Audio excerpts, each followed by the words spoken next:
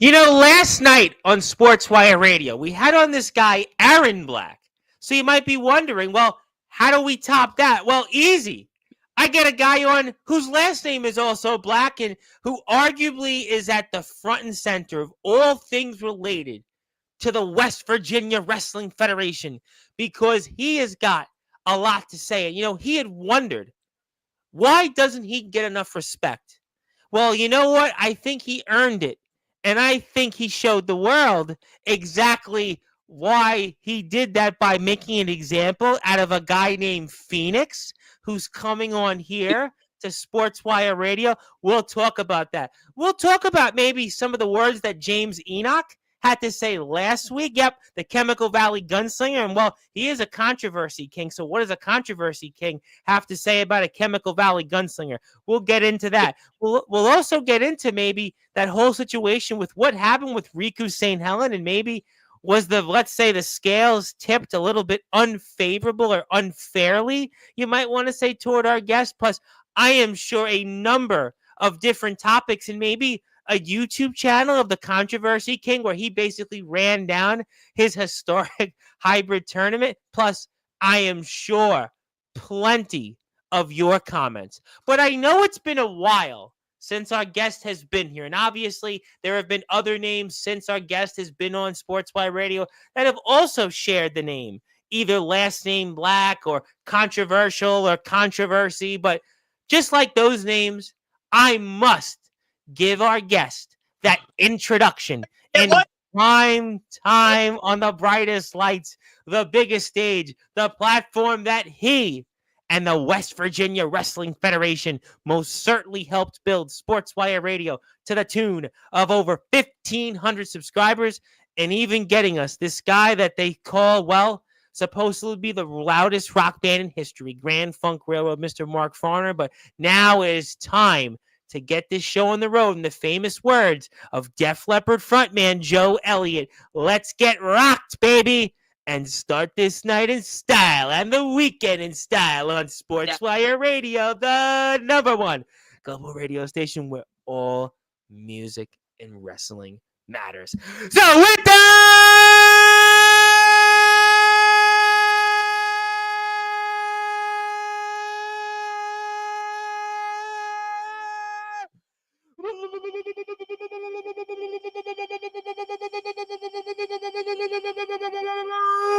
without further ado, here on the Sports Report, #1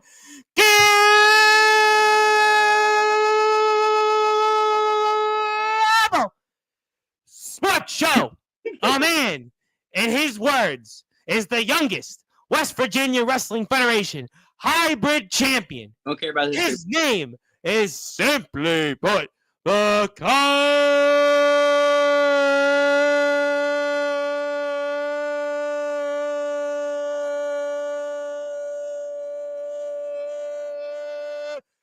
Controversy King.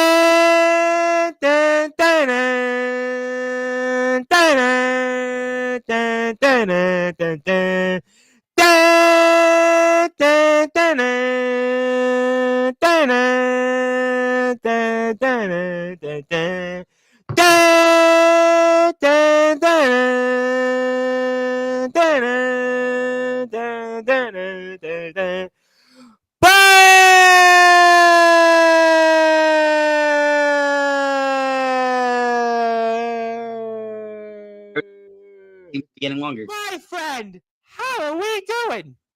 Honestly, I feel like the intros are getting longer. They are, to be honest, like to break the fourth wall for a minute. They are. It was funny. We had Ox McCoy, who unfortunately would have been here with us, but well, he's getting ready to wrestle tomorrow for our friends in the IMF. And thank you, Princess JD, for being here with us. But when I started doing this is 6.5 years ago, they would be like, hello, and welcome to the Sports Report, the number one New York's talk show, whatever it was, right? And then in 2022, when Ox heard them, there he is. They were like 30 seconds long. You were like, saw maybe some kind of a bombastic intro. Now it's almost like a concert. I feel like I've got to be like Taylor Swift, Michael Jackson. I got to be like, I got to be loud. I got to be like a sports game, Michael Buffer. It's just one of them things. I think we should get Tom Rice to dress up as Taylor Swift for Halloween this year. No, I don't think we're gonna do it. I think Travis would have a problem with that, and I think obviously there are other things in the world that we should talk about. Like certainly a lot about you tonight, my friend, because you are always the center of certainly some would say attention here and certainly in the WCWF. Center of controversy. Remember that, Tom. Attention. Well, I think you've garnered a lot of attention because last week James Enoch had rather some almost sort of halfway complimentary things to say about you.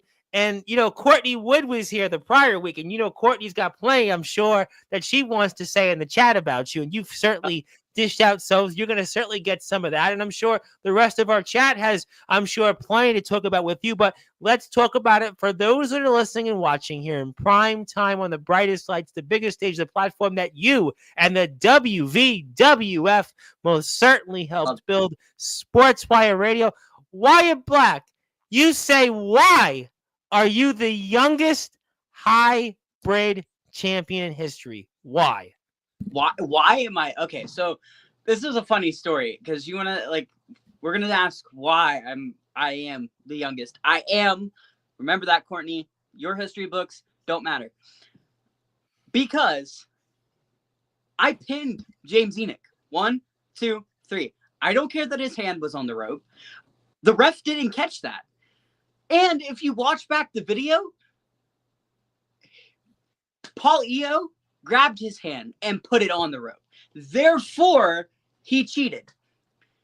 Therefore, it shouldn't have been overturned. And therefore, I should be hybrid champion right now. It should be on my shoulder. Now, certainly, Mr. Enoch had plenty to say in your chair at this time last week, also on a Thursday. But, I mean, the lovable Lester didn't think that was the way you were going to win that championship. And he obviously made a decision to continue that match. I mean, so I'm not sure how in the record books you're labeled as the youngest hybrid champion. That's why I'm just trying to understand this for the audience, because Mr. Enoch seemed to confirm that, and Miss Wood is here, and she also, I know you talked about her not being an historian, but where do you have it that you were the youngest hybrid champion? Just curious for the audience. Well, I had a conversation with good old Double L and the general manager and owner of WPWF, and they told me, as much as they hated to admit it, I did something that no one else has done.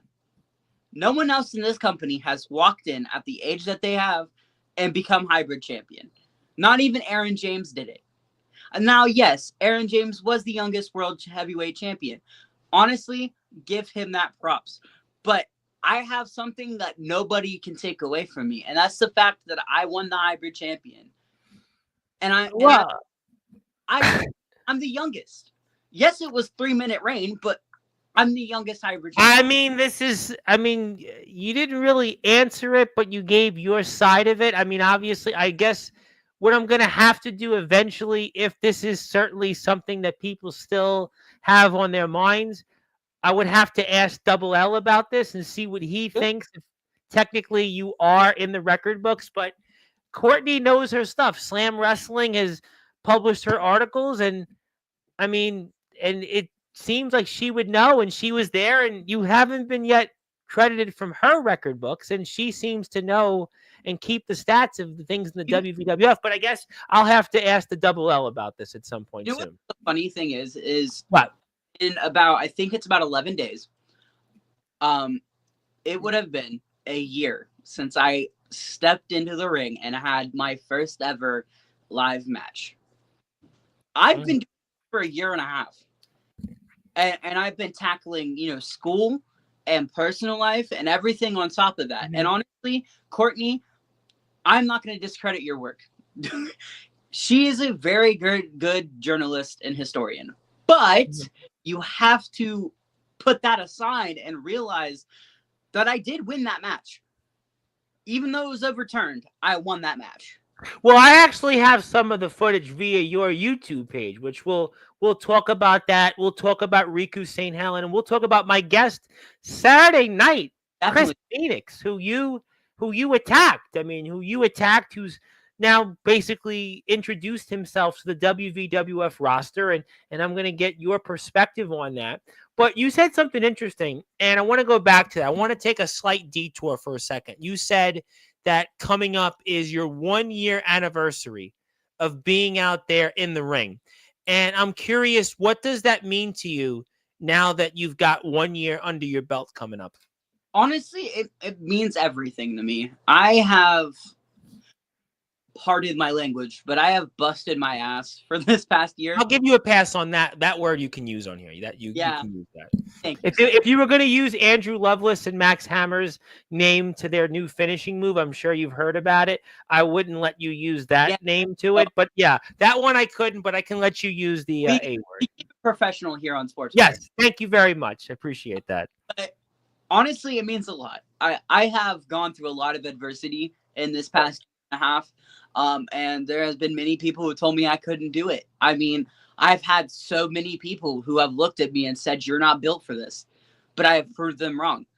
I feel like WVWF is just the beginning to what Wyatt Black is. I feel like me becoming the youngest hybrid champion is just the beginning to my story.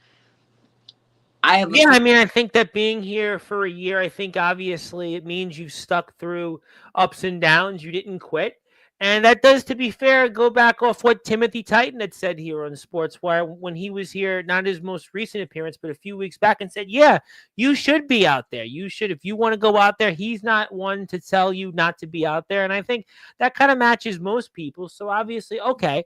So that's a point that's taken. And congratulations on being out there in the 1 year. And let's pull some of the footage up. I want to talk to you about James Enoch, because James Enoch is the Chemical Valley gunslinger, and you and him kind of have some interesting takes, and I want to get your perspective on a few things. Yeah, I want to get your perspective on things. Obviously, we're showing some of your footage here from the match, and just talk to me about what's there you go, and talk to me about what we're seeing here right now.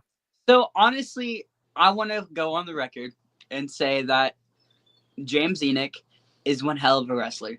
And honestly, even though it didn't go away, I wanted it to. And even though I was screwed out of my title, I have a feeling that James Enoch is going to make that title mean something. I have a feeling that that title is going to go up to a level that it hasn't seen before in WVWF. And I'm not discrediting anybody who's held it before him. I mean, Prodigy and, Taxi and all those people. But I feel like James Enoch is going to give this title a new meaning.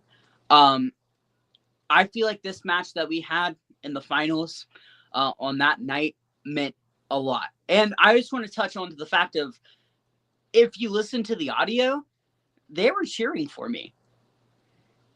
They were cheering for me, and it meant a lot, but I also know that it wasn't something that they wanted for a long term. Well, you talked about that in your promo after what happened with Riku St. Helen, in that the fans have cheered you, the fans have booed you, and you're walking out there with the championship. And I mean, so they may have been cheering you, but I mean, that's certainly up to the fans and what they want to decide. But I mean, you walked out and ran away with this championship, and obviously that wasn't to be. And obviously a big crowd there in Parkersburg, West Virginia, 325 7th Street in the Richardson building, but it doesn't work out that way. And obviously we see things are about to change there with you. Yeah, I mean, I just want to say, like, that's something that nobody my age has ever done. I mean, what? Like, be able to not only compete at that level, but to be able to become hybrid champion or become a champion in professional wrestling. That is something that no one Well, in might. the WVWF, yes, I think in the Yeah, WVWF, I mean certainly. locally, honestly, at this point, I mean locally. I don't feel like Yeah. any. We got people who are trying, and honestly, for those people who are trying, kudos. I hope that your journey takes a different path, and I hope that your journey goes to a different standard that it needs to go. But what's going through your mind here right now with what's about to happen? Let's talk about what we're seeing here right now on the screen. I got screwed. It's the Parkersburg screw job. I brought that up here on Sportswire when Courtney was here. I think we had actually used that line. Was it the Parkersburg screw job? Did we see Montreal here based in Parkersburg? And that was obviously a topic here. But I mean, certainly I wouldn't want to say Wyatt screwed Wyatt, but the match is restarted and you obviously didn't have the success you hoped for here in this. No. And like I said, not going to talk about it a lot, but with the match going into the match with Enoch, he gave me a run for my money. Honestly, I didn't think that he was going to be that much of a hassle, and then he was. But I outsmarted him. Like I said, I was going to, and like I told everybody it was going to happen. What do you think when people say that you had been cheated and got caught? We go back and watch that footage, right? And we see how it played out. What do you say to those that feel like that? Well, you had this coming and really your luck ran out. We talked a lot about this with Courtney, conversely, that you had kept winning matches. You basically barebacked your way to all these wins over all these different opponents where you got basically decimated throughout the entire match, and somehow in some way you would find a way to win these matches, and well, your luck finally ran out. What would you say to some of those takes? I would say that I'm only getting better. Like, I also feel like you're wrong because okay. Tell us why. Because I go into every match in the mindset of no one can stop me. Wyatt Black is a specimen that nobody can stop. And like, for example, with the match with Damian Abel, everybody expected for Damian to beat me. Yep. But I used his anger against him. I ended up getting the victory because I used his anger against him. I'm an opportunist. I look at it as, you may be the better opponent in that situation, but you're not going to mess up and me not take advantage of it. I will see that disadvantage and I'm going to take advantage of it. Okay, but Abel dominated you throughout that entire match. I mean, he literally dominated you. I mean, I actually watched that match. Thank you, Mary for Bonaham for sharing that on her Facebook page. I hope I got her name right. But I mean, that match, you literally, did you get 10% of in the entire match of any offense in there? I mean, you won it, but did you really win it? That's the way I look at it. I mean, yeah, I got my ass whooped, but like I look at it as I got the win. A win is a win, even if I may have lost a couple years off my life. A win is a win. And okay. All right, I'm listening. We're about to see the end of this match. I'm watching it where you came off the top rope and the Chemical Valley Gunslinger. And were you ready for the Chemical Valley Gunslinger? We had you on here before this, and I mean, we talked a little bit about the situation and what you thought would happen, and in terms of leading you to walk away in Parkersburg. You claimed you won the title for 3 minutes, but you didn't walk out of the building fully that night with the hybrid championship. But were you prepared and ready for the Chemical Valley Gunslinger, James Enoch? I'm going to be honest. No. And I honestly don't think that you'll ever be able to be prepared for a wrestler like that. Yeah, we watched some of the stuff that he did in the ring. I was watching some of the suplexes and some of the DDT work he did there. Yeah, sure. He's a special breed. I I honestly am going to give the props to him. He was the person who I wrestled in my first match when I debuted. And he gave me a run for my money. And now he was the first person that I went against for a title. And he, again, gave me a run for my money. I honestly feel as if me and Enoch aren't over. That title is going to be mine. Well, he's obviously got other priorities on his mind. So do you. But yeah, go ahead.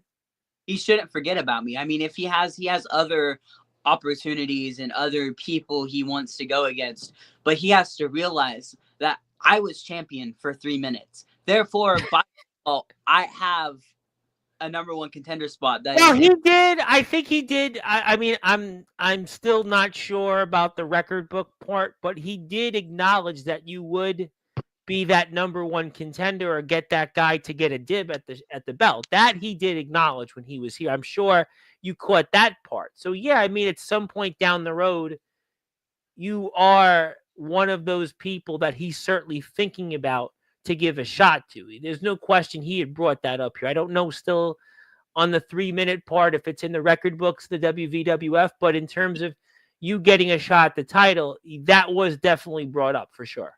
He underestimates me, and I feel like that's a common factor with everybody is they underestimate me, because they come into it going, oh, well, this is just a kid who's still in high school, who hasn't been training for that long, isn't a veteran, and it's going to be a walk in the park. But it's not. I am able to use my environment around me. Are you saying that you think that helped you against Judo Jones, Wildcat, Riku St. Helen in the past, obviously, Damian Abel? I mean, are you saying that that's what helped you? And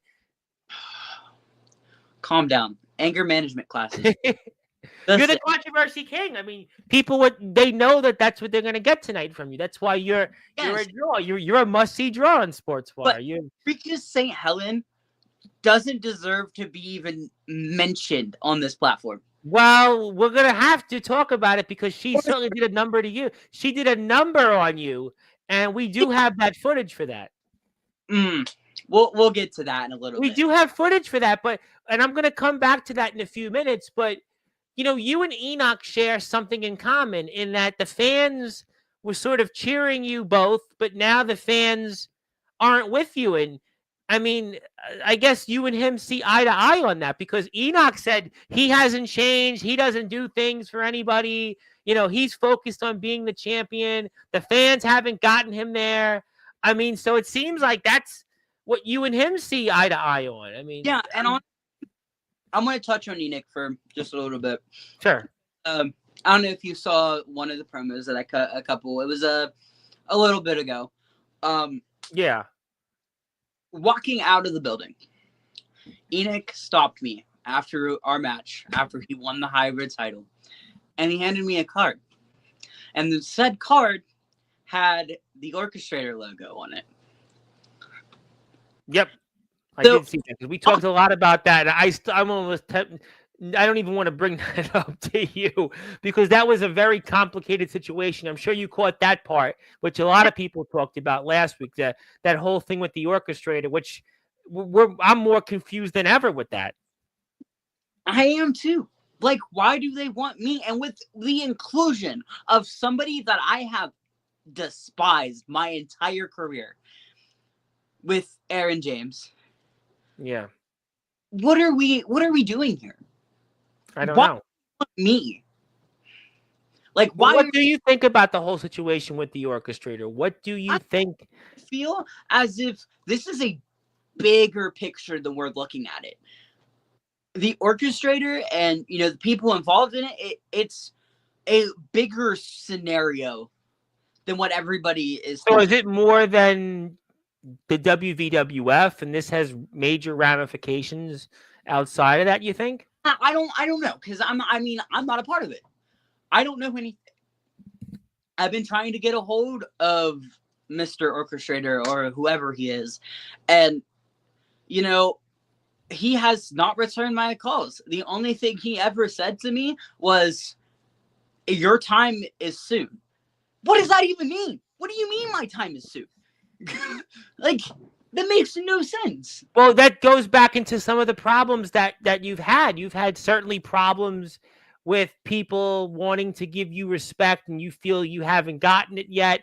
The fans, obviously, they were cheering you, and then they were cheering what Riku St. Helen did to you at Metal Mayhem, and obviously we just can't figure things out. But I gotta plug something here very quickly first, because I got somebody here in my chat that's got a small business they're working on, and they've been very kind enough to be here, and I want to give them a nice little plug, because obviously they're supporting us, and we like to support small business. And also that's from our very good friend Princess JD, who has a business that for just $3 she's making stones. She's making worry stones there, so you can see that right here. Yep, definitely worry stones. You can check her out on X if you want to follow her. You can check her.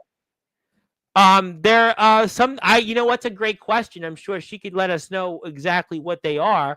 But she is a huge wrestling fan, and she's going to be a huge part of the next 2 IMF shows, which is tomorrow and Saturday, selling these things. She's a big Justin Parsley fan, not a big Anthony Steele fan, which is why she's tuned in, because he's also the guy that they call the most controversial figure in wrestling history. But you're the controversy king. But she's on X, and if you want to buy some of her worry stones, you want to go. Yep, you want to buy her stuff, you can check it out. And yeah, it's definitely great. We'll share it. And they're worry stones, and they're just $3. So great stuff there. We'll come back to that. But thank you very much for your support. But so the orchestrator is obviously something that nobody knows an answer for. I was more confused than I ever was before asking Mr. Enoch that. Mr. Enoch basically, I mean, to me, I felt like I was talking in riddles. So I'm not going to ask you any further on that. That's what we've gotten about him, though. Like, we don't know what the Institute is. No one does. The Institute is something that is mysterious, and I feel like it is one of the most scariest and mysterious stables of, or I don't even know if I can call it a stable, because I don't even know what it is. Yeah, because obviously we know, listen, Aaron James and Mr. Enoch have a certainly interesting history. They have a history that's certainly, and you certainly just talked about Aaron James a little while ago. You talked about your own feelings about him. So, I mean, it's really a confusing situation. And obviously, I'm not even going to go there with you and Damian Abel and James Enoch, because we saw how that played out. The thing is with Aaron James is, like, me and him, ever since I stepped foot in WVWF, have butted heads. I can't get along. You butted heads with a lot of people, though, in WVWF. Haven't you noticed that, sir?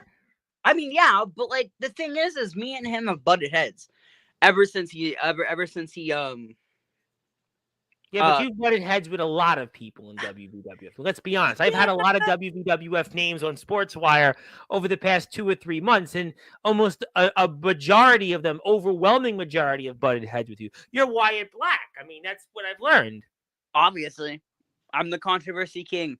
And that's why, listen, that is what it is. But again, Damian Abel and James Enoch have issues, and obviously that's something that, again, I'm not even going to let you get in the middle of, because you've got your own issues to deal with. But before we do anything else, hit the sub button for the WVWF, because we're going to certainly talk a lot about it here over the next hour or so. And I do want to say hello to a number of people that are in the chat. We'll do that in a few minutes, but we are here with Wyatt Black. I do have to talk about it. I do have to put on your match with Riku St. Helen. I know you're not going to be so happy about it, but it actually leads into what will be my guest on Saturday, because I was talking with somebody, and I won't say who they are, and you'll probably know them regardless.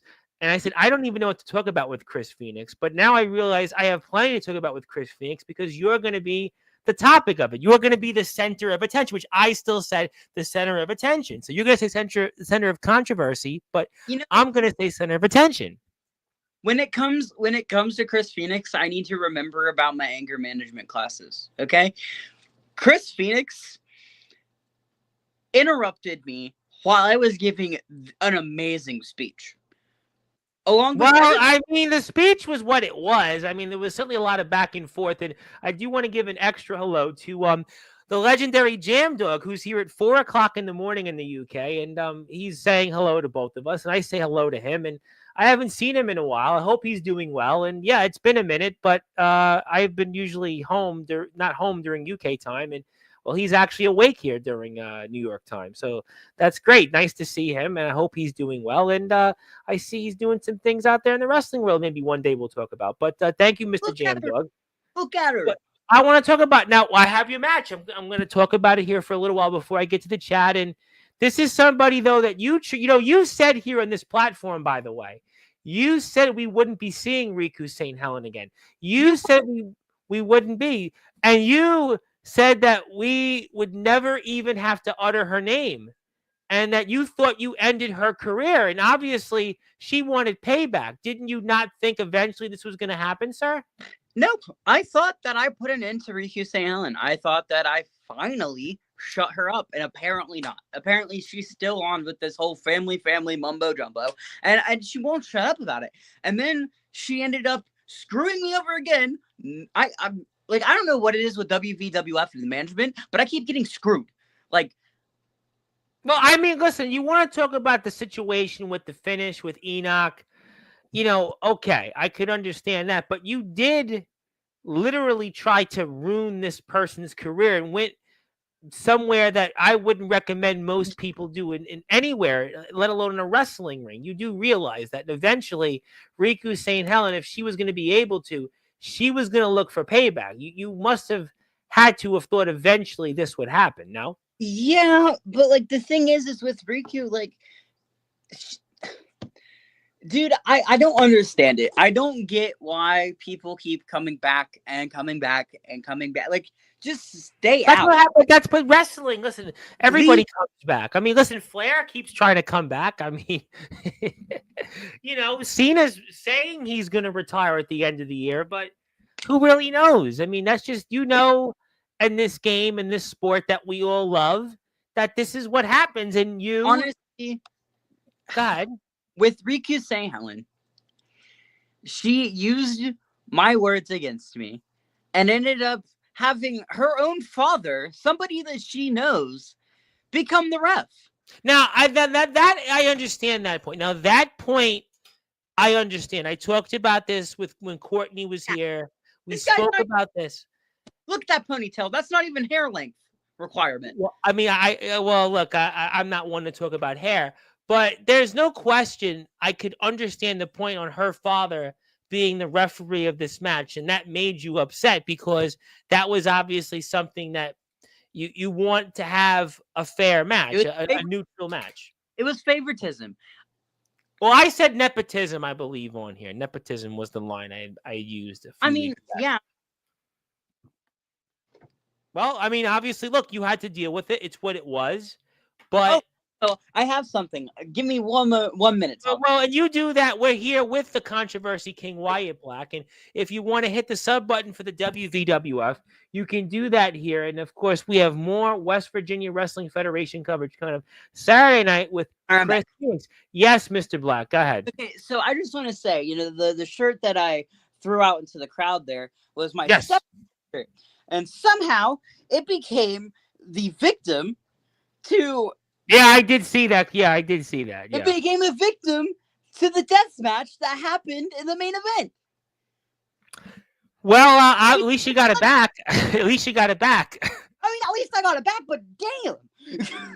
Well, I mean, obviously you certainly are at the epicenter of everything, but I mean, I don't know if this was the strategy going into this match because Riku St. Helen's got certainly the strength advantage on you, and you were trying something that I don't think you have the strength for with as much respect as I'm trying to have here to be impartial there on that. I don't know if that's how I would have started the match, but hey, listen. You got to do what you got to do, man. Well, I mean, it wasn't working. No, it wasn't. Well, maybe better luck next time, I guess. But... And watch this. Keep an eye on this. He kicked the rope. He kicked the rope. Now, you know what? That you make some point that I kind of agreed with you on a little bit when Courtney was here.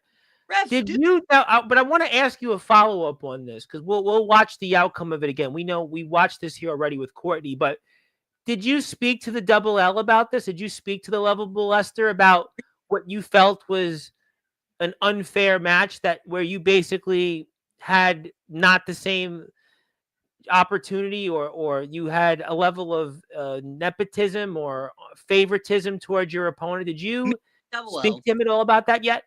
Me and Double L had a very, very aggravated and lengthy conversation about not only this match, but about the actions that partaked at the hybrid title. At the end of the show with me and Chris Phoenix. Right. Double L was not very happy with my actions and the way that I acted. So I was told by Double L and management that June 28th, our next show, I am going to be withheld away from it. Whoa. Repeat that again for the audience. Say what again about June 28th? June 28th, Wyatt Black will not be in the building because Double L won't allow it. What? So it's Summer Clash here coming up. The Controversy King Wyatt Black has been barred from 325 7th Street in Parkersburg, West Virginia, in the Richardson building? It's fine because I ended up making plans, and for the weekend and week leading up to it and weekend of the show, I will be in Missouri. So I don't care. But what if you were given that opportunity to be there? Honestly, if I was given that opportunity to be there, my first target would be Chris Phoenix and Dan Lasers. Ooh. Well, Dan Lasers is, by the way, competing tomorrow night. He's competing against this person, Pepper Pride, who I'm sure you've heard of, who's the Indie Division champion. And Pepper Pride's a pretty big deal right now. So, yeah, you might be targeting Hype Man Dan Lasers and Chris Phoenix, but you would have needed a tag team partner. So maybe it's a good idea you didn't show up at Summer Clash coming up. I'll talk to Chris Phoenix about that and more Saturday night. Stay tuned. What I'm being told is this tag team tournament leading up that is building up with, Anarchy and the Collective and the other teams. I've heard that Chris Phoenix and Dan Lasers may get an opportunity. And how does that make you feel? You've been here in the WVWF for a year. You've been a staple in this company.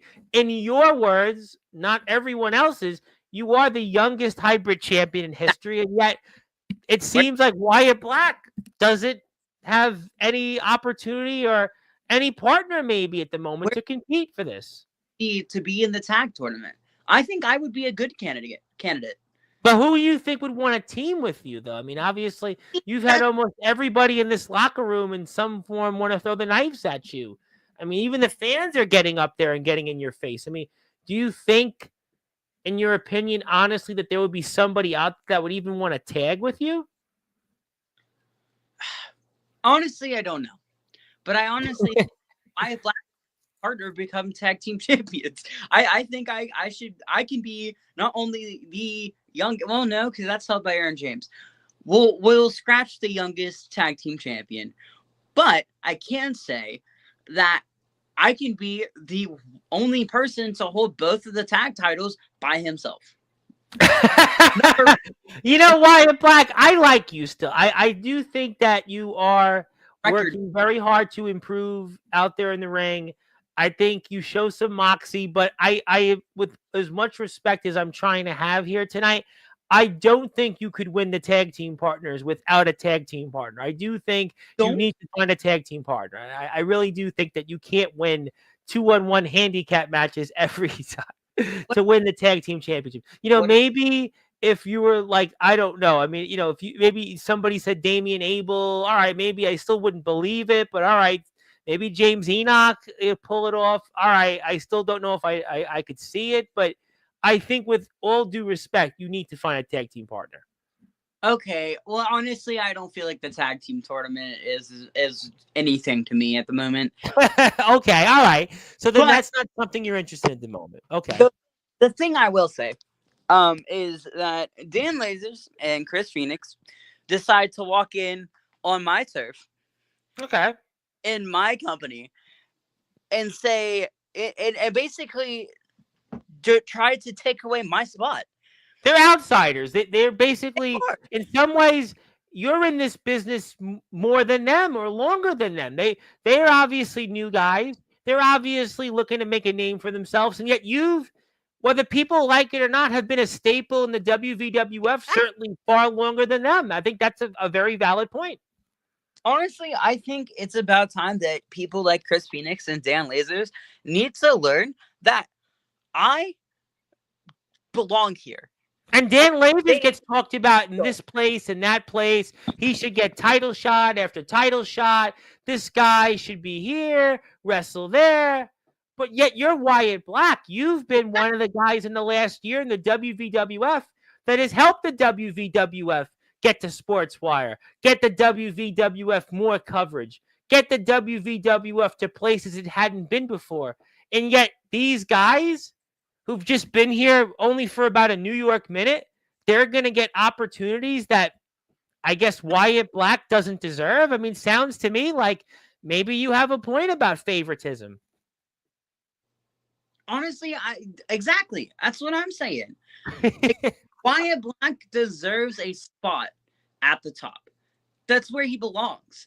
Well, Riku St. Helen may not agree, but all right, I'm listening. Go ahead. You know, St. Helen has no room to talk. She beat me, and then decided that was enough reason for her to get a spot at the Women's World Championship. What do you? I mean, what she convincingly defeated you, so I mean, she wants to get gold. I mean, shouldn't that be where she wants to go? She's already 0-8. She has everything to lose here. She loses a match against Jade May. She has no room to talk. She's beat you though, so she's no longer 0-8. She's 0-8. If she loses against Jade May, that's 0-9. What am I with titles? I am 1-1. Well, we don't know if you're 1-1 yet. I have to ask Lester still what he thinks, but maybe you're 1-1. I mean, maybe, but I mean, she certainly got the best of you though at Metal Mayhem. Yeah, honestly, I'll give her that. But what is she gonna do when we clash heads again? And she doesn't have her father to bail her out. Well, right now she's focused on winning the women's championship, which we talked a little bit about when Courtney was here. So I understand that's a separate entity. WWF Women's Champion.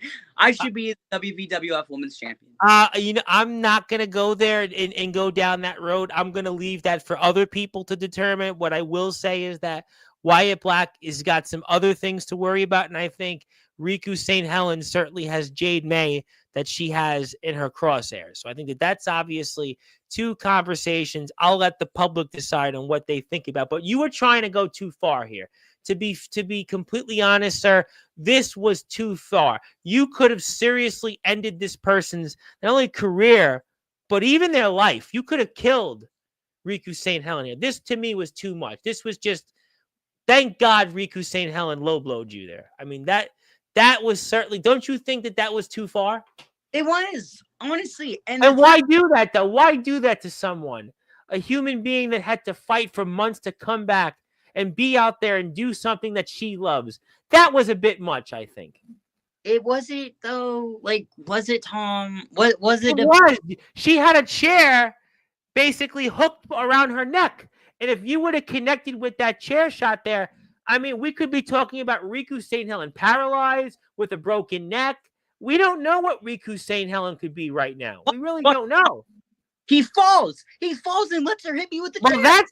But that's also maybe you could say, but Mr. Black, if you didn't attempt to do what you did to Riku St. Helen, maybe her father doesn't do that. She almost killed me there. See that? Well, she didn't, but obviously you got what you, to some feel, deserved. Did I though? I don't know. I'm gonna leave that for the people to decide. But what I will say is that Riku St. Helen had 3 months of pent up aggression against you, and certainly a few minutes ago, what we just saw here on Sportswire, because you literally could have broke that young lady's neck. You could have broke that poor young lady's neck. Could have.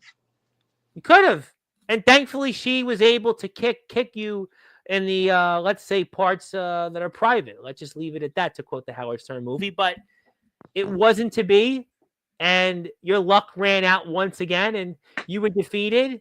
And whether you were screwed or not, whether it was the Parkersburg screw job part two, whether it was nepotism, favoritism, at the end of the day, you took an L, and it wasn't a lovable L for you, but it was an L, and it's double L's now back to back for you. I think that I've heard enough for Riku St. Helen for tonight, and I think we should go to the comments. We'll go to the comments when I would like to go to the comments. I would certainly not recommend you tell me when to go to the comments, because I like you. And we did have Mark Farner of Grand Funk Railroad on here. But what I will say in closing, because we're going to go to the chat when I decide to go to the chat. But what I will say is that you think about that next time when you have somebody out there in the ring, because you wouldn't want to be in that same predicament, right? Would you want to have been in that same predicament? No. Then that's what you should think about, because the fans, maybe they would be a little bit more neutral towards you. You know, I mean, if you want to have respect, if you want to command respect, part of showing respect is also doing the right things in the ring. The fans and the wrestlers that share a dressing room with you, they'll respect you. They'll show respect if you go out there in the ring and compete the way it should be. But that's what you should think about for next time. Sometimes doing the right thing isn't going to get you where you need to be. No, I agree with that. Sometimes it's not always about fans. And Enoch talked about that. Now, I understand that point. Enoch made the point. It's not always about the fans. He's in it for the championships. He's in it for himself. He knows what he needs to do. But at the same time, you don't go out there twice and nearly try to end someone's career and maybe paralyze or have broke someone's neck. That we can't condone this platform. It's not, what's recommended. But the thing is Ric Flair didn't get to 16 world championships playing fair. But Ric Flair didn't attempt to break someone's neck out there in the ring with the chair shut over. Are you sure he didn't? I'm pretty sure Ric Flair did low blow people. I'm pretty sure Ric Flair did some things, but I don't think he tried to on purpose ruin someone's career and nearly break their neck. I mean, I'm sure he dropped somebody. That's a different issue. I can't, get into that stuff. I mean, we famously, D'Lo Brown and Draws, God rest his soul. But obviously, those are separate things. But now we'll get to the chat, because now I'm ready for the chat. And I want to talk with everybody. Zilla is in the house. She is here first. Thank you, Zilla, for being here. Zilla. Zilla is still. And now think about this. Zilla is a fan of yours still. You don't want to do to Riku St. Helen what you could have did when you got supporters like Zilla. Love Zilla. We all love Zilla. Well, Zilla's Zilla. She's definitely a Zilla. And we will be on soon. Yes, hello. And somebody out there, I know that you seem to see eye to eye with these days. The youngest hybrid champion, the one and only Wyatt Black. Love the Prodigy. Honestly, yeah. We need to talk sometime soon, because I think me and Prodigy can do something together. I feel like if we were to team up or say, just saying. Well, you said before you weren't focused on the tag team title situation. No, I'm not, but I could be. You never know what. I asked you though. I mean, you said you'll do it yourself, and then you said nah. But now maybe you change your mind, huh? Okay, so the fans can be bipolar, but I can't. I mean, that's up. You can do whatever you want, sir. You can do whatever you want. But let me get to Courtney, because Courtney's got a few things to say about you, and I want to give Courtney that opportunity. A lot of people have had some not nice things to say about me, but there was never an entire group of people lined up to say, I'm a piece of... Well done, kid. You... Yep. We had to finally bring out the beat button because Courtney wanted to say those things. And also, Courtney wants to tell you that in caps locks, never the hybrid champion. How about this? What if I go against James Enoch once again and I take back the hybrid championship and I become not only the youngest hybrid champion, but the youngest person to become hybrid champion twice? I think James Enoch right now, I have a feeling that you and him aren't yet going to cross paths from what I saw from James Enoch last week in your chair. Honestly, I'm keeping that in my back pocket. I will do it when I want. Well, let's see what he does with the title. Obviously, he's the incumbent, and he'll decide what he'll want to do with that. We'll obviously see at Summer Clash what happens. We'll be talking a lot about Summer Clash over the next few weeks on Sportswire. And also to remind everybody, Wyatt Black, the controversy king, is not there. He has been barred. He has been barred from the Richardson building at 325 7th Street. The decision has been made. Maybe it's for your own safety, because after look at what Riku St. Helen did to you, and who knows the frame of mind Chris Phoenix is going to be in. Maybe he'll want payback. Maybe he'll want payback if you would have showed up. To come at me. Okay. See, here's the thing with Chris Phoenix. Chris is somebody that is low on the totem pole that is trying to go further than he needs to be. So he's trying to make a name off you. Yes, but he came to me, interrupted me, and then proceeded to tell me he doesn't know who I am. How do you not live in the state of West Virginia and not know who I am? So all right, so here's my answer. All right, you probably laugh at this. So here's my answer. You guys got a mask on. Maybe he couldn't see who you were because you got a mask on, and he just because of your height, and he didn't know who you were. He was looking up so much with the mask, he just didn't know who you were. What if I take that mask off? What if I take away his dignity? Well, you're not going to be there on June 28th, so that's not going to happen. Maybe. I may or not be. Who knows? You never know. You told us you weren't going to be there. Now you're going to be even more bipolar at this point. I get it's Men's Mental Health Month. I get it's Men's Mental Health Month, but let's not make a mockery of it, Wyatt Black. Let's not do that. Okay. But obviously, listen, and now, Mr. Phoenix, I agree with you. I think you're very well known. You're obviously a figure that a lot of people certainly have come to know on this platform and throughout the WVWF roster and the fans. But maybe with his mask and his size, he couldn't see you. I don't know. I'll ask him Saturday. I'll definitely ask him about that, about why he didn't know who you were. I'll certainly get his thoughts on that. But yes, hello to everybody. And thank you, Princess JD. Also, go to her Instagram and her X page, JMatney29. She's making worry stones for $3. So definitely check those out. And Zilla saying you are still the youngest hybrid champion to her. I love Zilla. Okay, well, Zilla, maybe she knows something that we don't know. And Mr. McCoy, by the way, who you definitely should not be getting in the ring with. He has a match with Nicholas Crenton tomorrow, who seemed to remind us of his own history with Ox McCoy. But after what Ox McCoy did to a guy that kind of shares your name, who was here last Friday, the controversial one, Cato, I'm staying as far away in the ring with Ox McCoy. Those two guys literally... I mean, they colored each other, and it wasn't with artwork. It was basically their own blood, and it was handcrafted blood. But yes, we love the IMF, and I can't wait to see the IMF back on Sportswire Radio. And we hope it's in the next week. And we wish all the guys well. They have a show tomorrow they're putting on for the veterans. Saturday is Rumble at the Rec. Please check out the IMF on all their social media pages. Hello to the hardcore champion, Ox McCoy. And Zilla likes the haircut. I do have to ask. What's with the haircut? Why'd you get a haircut for? I had to. I was forced. Wait a minute. You're a kid. Who forces you to get a haircut? Management?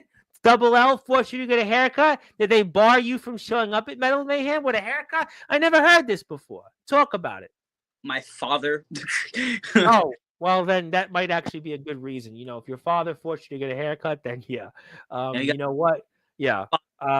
I used to have to get my hair cut when I was in school, and then it was like, yeah, I'm not getting a haircut anymore. And then it was like...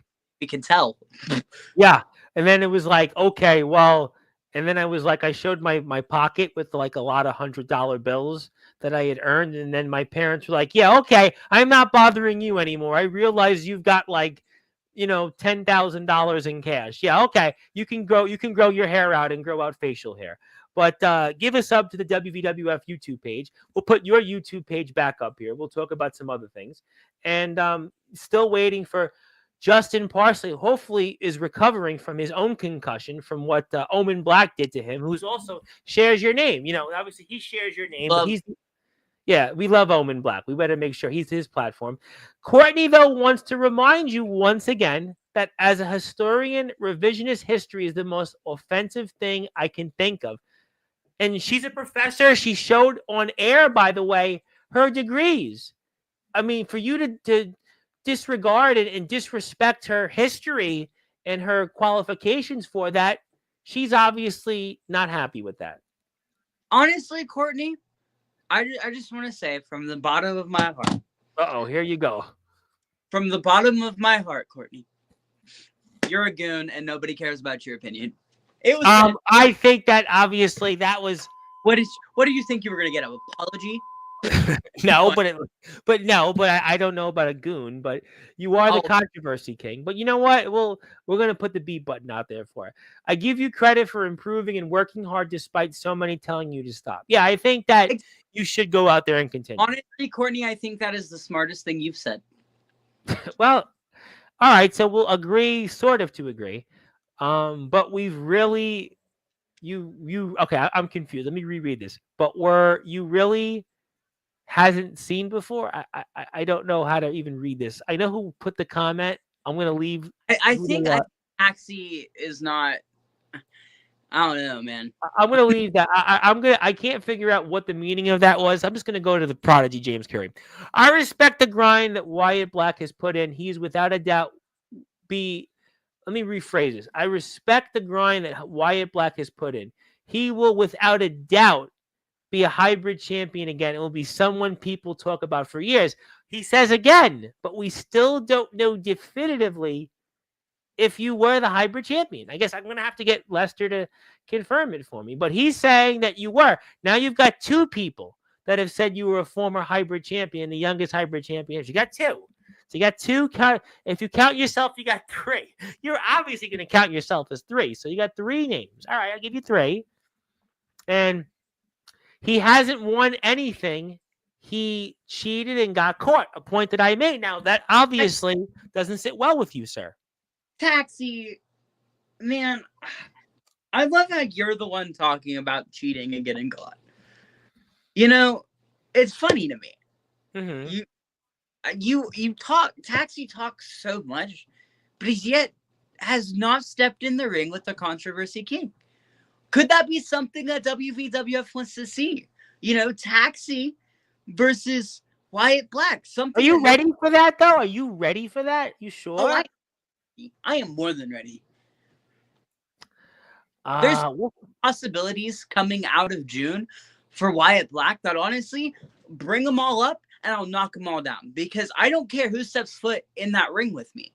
It's going to be the same story every single time. Well, right now, listen, you got Chris Phoenix first. We're going to come back to him. You got Chris Phoenix. I mean, Enoch, I think you and Enoch at the moment's not happening. Riku St. Helen, I'm surprised you don't want unfinished business with Riku St. Helen after what she did. So I'll let Riku lose her 9th title match, and I'll let her realize that, honey, this isn't the sport you belong in. Oh, I think she belongs in this sport. That I disagree with you vehemently on. She definitely belongs in this sport, but I'm going to get to some more comments. This is a comedy show. Haven't laughed this much in years. He thinks you should have a career in stand-up comedy. Are you training to be a stand-up comedian? That's what he's basically saying. Taxi? I swear, Taxi. He's gone delusional. That's the only the explanation to this. He's gone delusional. Taxi's delusional. Well, I mean, some people feel that way toward your run in the history books as the hybrid champion, but I'll leave that at that. Hit the sub button for Wyatt Black. Please check out his YouTube channel. You'll see more content upcoming. You'll see his match against Damian Abel. You'll see his Judo Jones. So he's got some big wins here on this page. And this is a channel to finding all things related to the controversy king Wyatt Black pre the haircut. So make sure you know that it's pre Wyatt Black haircut. But also, if he grows his hair back, it'll match his YouTube photo. But definitely give him a sub on YouTube. And my name is the Reverend Tom Bryce, your voice, figuratively and literally, where all music and wrestling matters. If you're here on Sportswire Radio, I'll also be here tomorrow night, 9:30 p.m. Eastern time with Mickey Vargas, the head of the household. He's having a death match this weekend, and he's going to talk about that. It's his last match before he moves out of my state. He's going to Texas. He's going to the Lone Star State. He's going to talk about that and more. So please tune in tomorrow night, 9:30 p.m. Eastern time with Mickey Vargas. And Saturday night, Chris Phoenix, who I know Wyatt Black is going to not be tuning into that one because he doesn't care at all about what certainly Chris Phoenix has to say. But in the meantime, hit the sub button. But obviously, this continues, and he now has to say got beat by a girl back of the line, Junior. And then says, LOL. Are you saying because I got beat by a woman that I don't belong in the men's division? I think that's pretty sad if I were to say. Well, I don't know if he said that. I think that's a little bit of a stretch. I think he's saying back of the line, maybe when it comes to the hybrid championship. Okay, hold on. Before we go forward, can I say something? Say anything you want. God, you got the floor. You're good.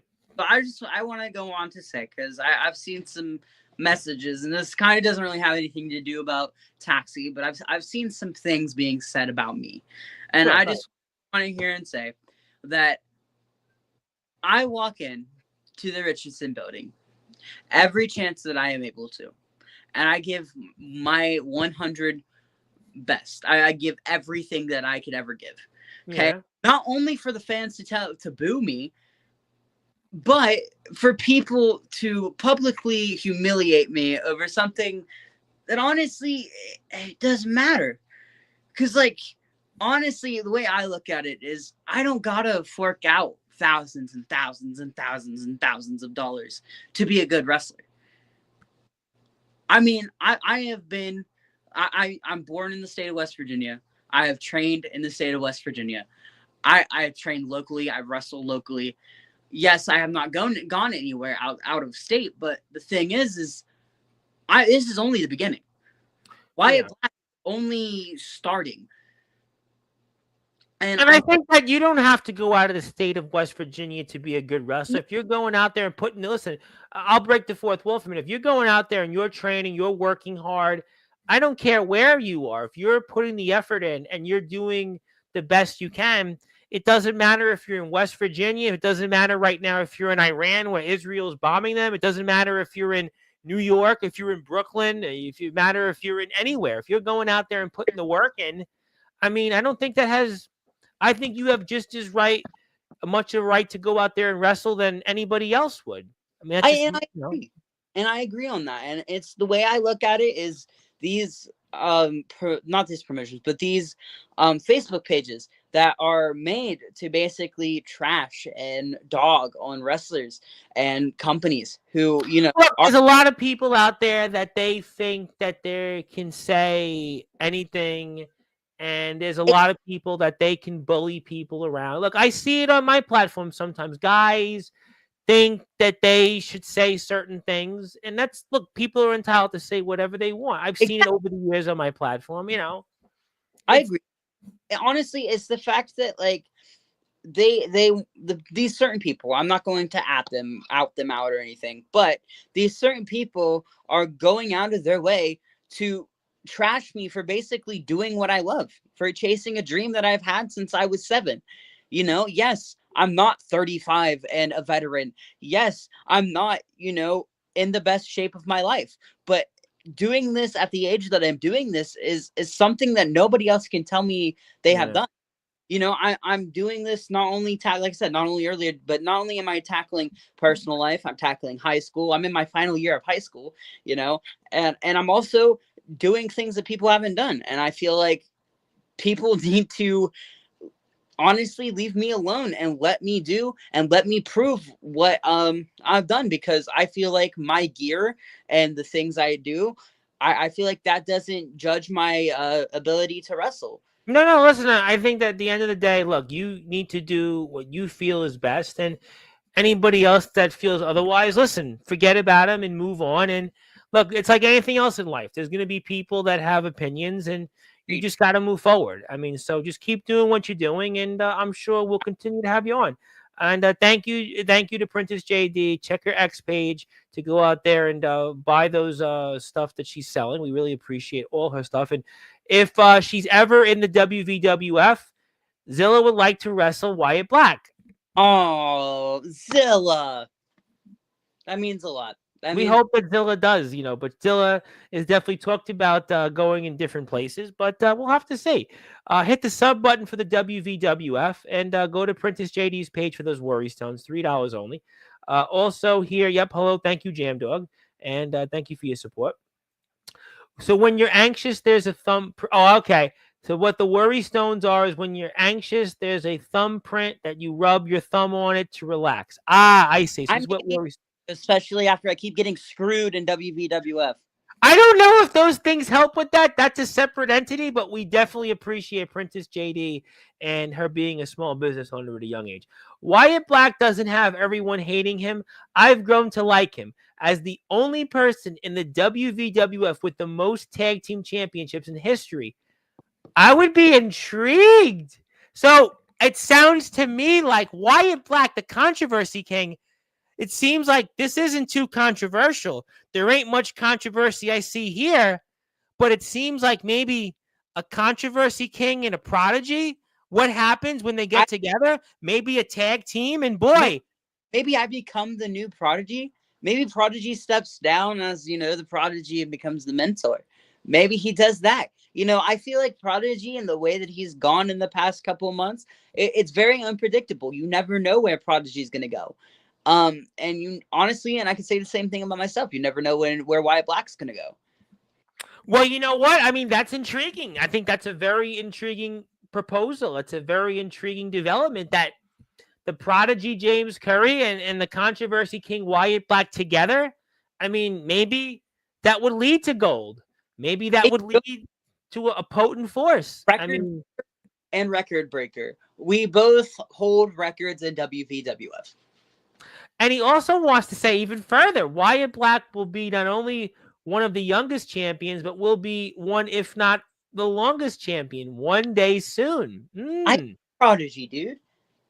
Well, he's obviously Team Wyatt Black. I mean, it seems like that's what I've learned tonight. So definitely don't worry. You don't have to worry about the haters anymore. It seems like James Curry, the prodigy, is on your side. Hit the sub button for the WWF.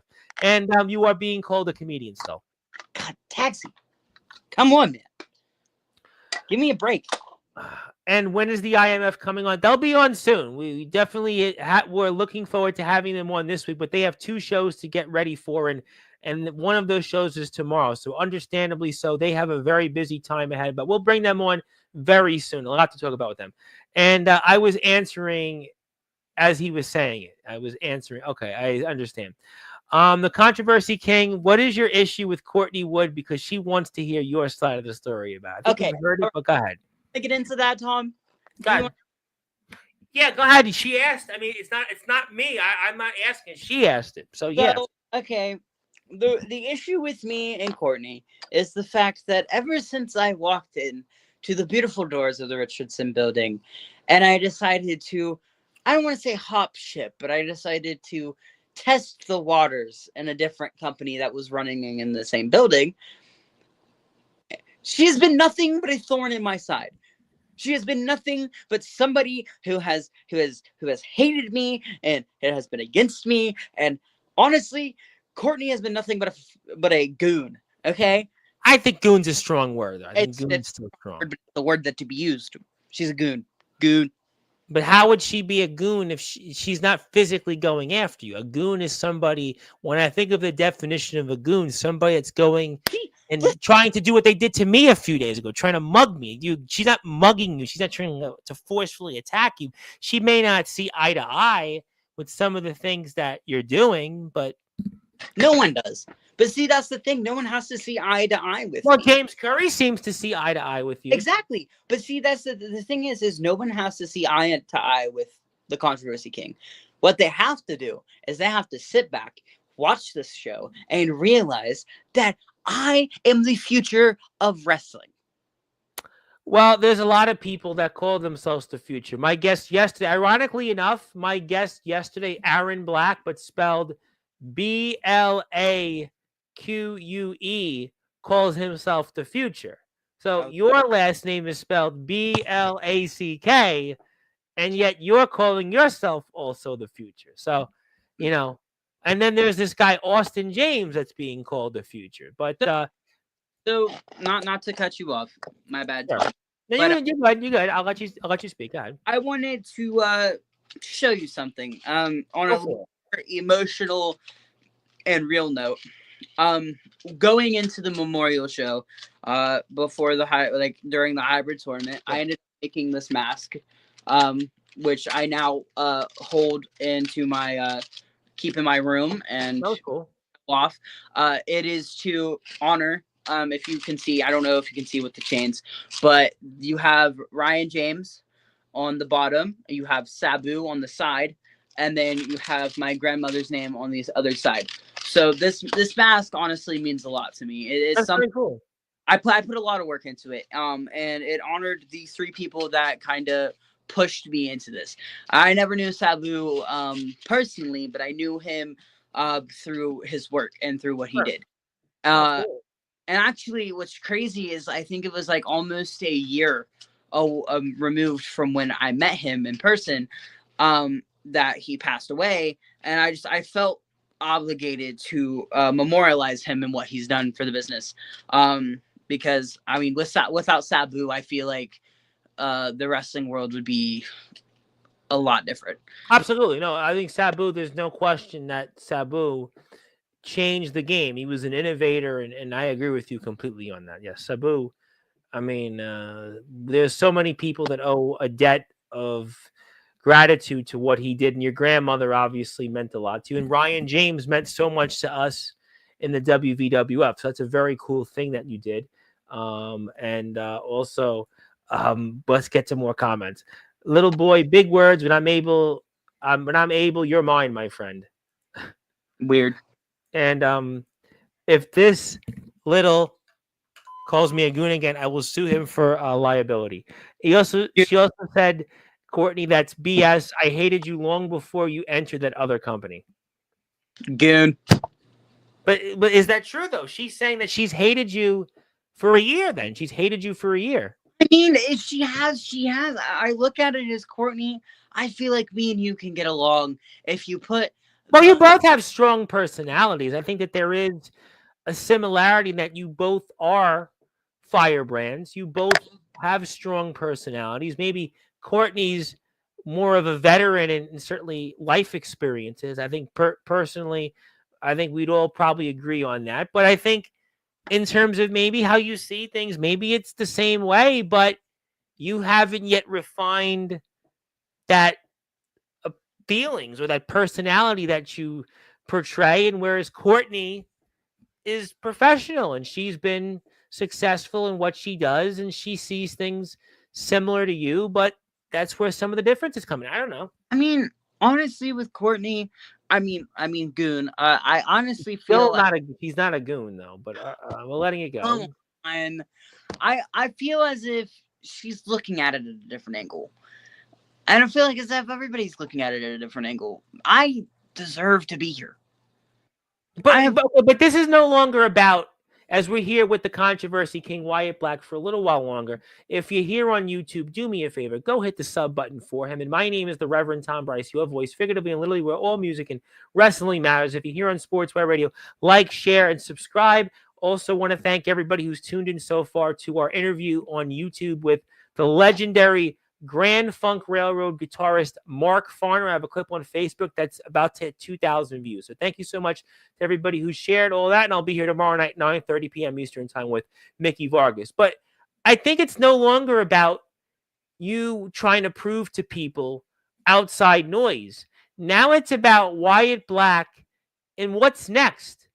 What does Wyatt Black do that now that curveball was thrown at you? Because sure, you can say whatever you want. You definitely showed that you can hang in there. You hung in there in that hybrid tournament. You got as far as you did, but you didn't walk away. But you didn't walk away home from the Richardson building with that championship. Whatever the run is considered, whether it's 3 minutes or not, you didn't walk away that evening with that championship. You were dealt with a setback and Riku St. Helen, her return. But now we have to figure out what's next. So to me, it's no longer about outside noise and what they think about you. You have been in this sport for 1 year and now transitioning into year 2. we have to think about and we have to find out from Wyatt Black, what does he do next to show from year 1 to year 2 that why he is this major player that you say you are in the WVWF?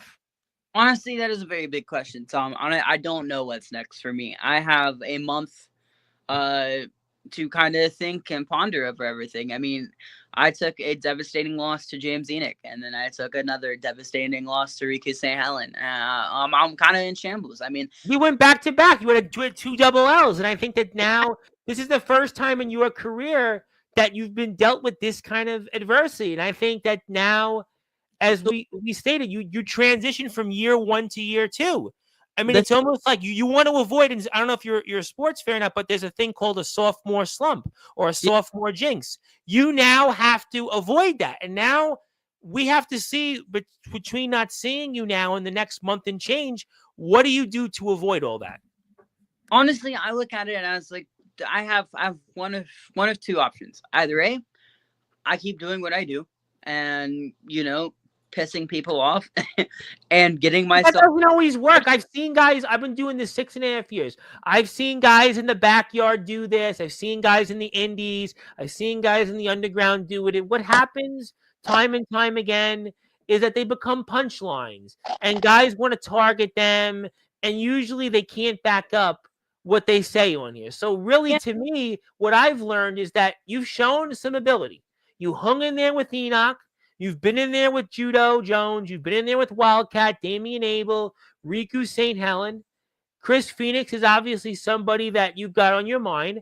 And I think now it's not so much about what you want to say. It's about doing it in the ring. But here's the question. What do I do?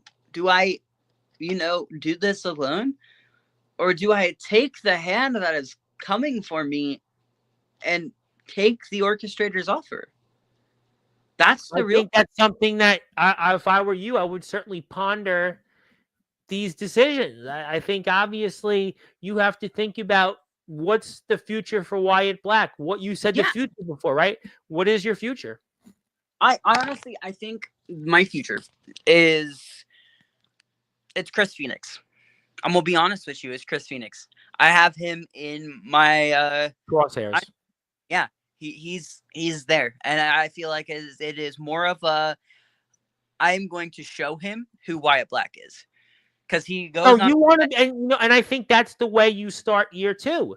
The way you start going into year 2 is making an example of a guy that's an outsider, a guy that's been here for a New York minute, and a guy that you've already shown that you attacked him, you beat him up for basically almost dismissing you. And so many people dismissed you in what we saw last from you. And that before we sign off, that's probably what you should be focused on short term. And then the rest, if it's to go back to Enoch, if it's to team with the Prodigy and win those tag team championships, and, maybe that's your path, because you can look at it and saying, do you need the orchestrator? Do you need a group? You're Wyatt Black. Exactly. But the thing is it's a very intimidating offer. Because it's an intimidating thing. It's an I mean, I saw it here on Sportswire myself in your chair the same time 7 days ago. I saw it. So I understand. I understand that question. But what you need to figure out going into year 2, what is the future for Wyatt Black and who is Wyatt Black? Because now, like I said, what we've learned tonight, it's no more about the outside noise. It's no more about those that say, he shouldn't be out there. This kid who barebacked his way to these wins he had no business of getting. This kid who's worried about the fans.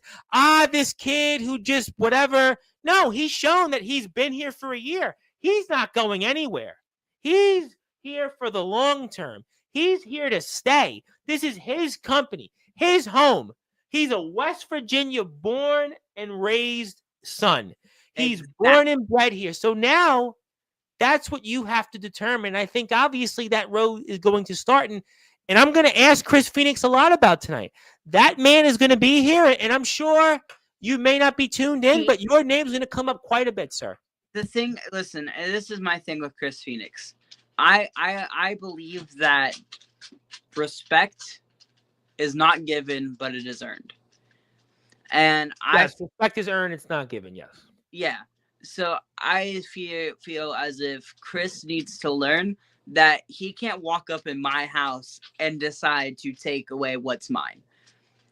If he wants to get to the top, he needs to go through me. So does Chris Phoenix have to pay his dues? And the first part of paying those dues is from Wyatt Black, the controversy king. That sounds pretty controversial. Exactly. But it's honestly like he interrupted me and he said he didn't know who I was. He asked who I was. So well, as I stated, maybe the mask, he just, he didn't see you, he didn't look. I mean, I don't know. Did I overreact? Maybe just a smidge. Again, that's where my anger management classes are coming in, okay? You got to be going on some of these anger management courses before the next time we see you in a WVWF ring in 325 7th Street, the Richardson Building in Parkersburg, West Virginia. Hopefully. But see, okay, so for an ending statement to wrap everything up, I think that the controversy king, especially going into, my second year of being a wrestler and also going into the final months as an adolescent, I think that... What excites you? Now you're going to be 18, right? You're going to turn 18. So how does that excite you? It's 5 months. 5 months and I turn 18. Wow. I look at it as, people are doubting me. And I feel as if as soon as I turn 18, West Virginia is not the only state that needs to worry about their wrestling. Those 3 river states. I mean, last I checked, Ohio, Pennsylvania, Maryland, right around the corner in the Mid-Atlantic. I mean, those are 3 states. The rest of every. And I'll give you credit. Listen, you're turning 18. There's backyard guys that come on here and they're 19, 20, and they don't have the pro experience that you have. They don't have the experience. And yet you've went out there and you've put a year out there, and we're going into year 2. And I think that that's obviously what you're going to use to put yourself on footing. And obviously Chris Phoenix again is here Saturday night. We will talk a lot about you. Certainly Summer Clash, as a reminder, is June 28th. We're 2 weeks away from Saturday from that. And obviously, while Wyatt Black won't be there, we'll be promoting that throughout the night on Sportzwire. Yes, go ahead before we go. What if I go for the Mountain State title? I mean, that's certainly something we spoke about with James Enoch, maybe. Maybe he wants to be a double champion. Maybe. Dude, no. No? If James Enoch becomes a double champion and gets that Mountain State title, I promise you, on everything, I will hunt him down. He's a Chemical Valley gunslinger. He may be a Chemical Valley gunslinger, but he's wanted. And he's wanted, but I would say after what I saw from him last week on Sportswire Radio, and you've talked about Beefomania on you. You still want to end Beefomania, and you've obviously been successful against, you've been successful in the past against a lot of guys, but Beefomania is something that's still on your sights. But Mr. Enoch has done that already. He's defeated Mr. Preacher. Just to remind you about that. He's defeated. I mean, obviously, you may have a lot of things on your sights, but I think James Enoch, he made it clear that he's already defeated Dax Preacher, and that's, if he wants to go down that road, he will. And Courtney said that you shouldn't be reminding people you're now legally classified as an adult. All right. So obviously, do you have any final words for anybody out there in the WVWF, whether it's Chris Phoenix, Riku St. Helen, anybody else out there before we sign off? These are my final words. Oh, let's go for it. James Enoch, Chris Phoenix, Dan Lasers, Riku St. Helen, Wildcat, hell, Brock. I don't care who you are. I don't care what you think yourself is or what you call yourself. This second year of my professional wrestling career is a year to look back on in history. So Courtney, because you're a historian, you want to write it down, because this is going to be the greatest run in independent wrestling. And that's a promise. Well, certainly some words riddled with controversy. Boy, he is the controversy king, and after all, those are some definitely words that I would say would definitely be riddled with controversy. But after all, he shares the same name with the likes of Cato and Anthony Steele, and anybody who knows what they've done on this platform over the years. Yeah, they've definitely done some things inside and outside the ring that are definitely riddled with controversy or controversial. But if you are here on YouTube, I would say you should hit that sub button for Wyatt Black. It's not a controversial thing, and it's not, to me, filled with controversy by hitting that sub button for Wyatt Black or hitting that sub button for the WVWF. And Courtney wants to say that she only records facts. She only records facts. And Zilla wants to know, when is your birthday? And she doesn't doubt you, by the way. Well, I'm not gonna reveal that class. Don't reveal your birthday on here, because then somebody, I'm sure, will decide a number of things. But before we sign off here, I do want to thank, obviously, Mr. Mark Farner, and he was very kind enough on all of his social media pages to check out my interview and share it out there in the world. So we want to thank Mr. Farner for that, and Grand Funk Railroad, the band that he certainly founded, which only, by the way, sold out Shea Stadium here in New York, 169,000 tickets their first gig. And this little band, Led Zeppelin, they toured with, and they had a whole bunch of other successful hits, 30 million albums sold, 14 top 40 hits. He's got his own band right now, Mark Farner's American band, which is going to be coming to Pennsylvania, by the way, not too far from you out there, Mr. Wyatt Black, and all our WWF. Yeah, they're in Pennsylvania coming up on June 26th, I believe. The 26th is coming up. So 26th. But yeah, check out Mark Farner, obviously the man that wrote We're an American Band and I'm Your Captain, Closer to Home, all the great other songs. But thank you for that. Also, WVWF coverage one more time Saturday, Chris Phoenix.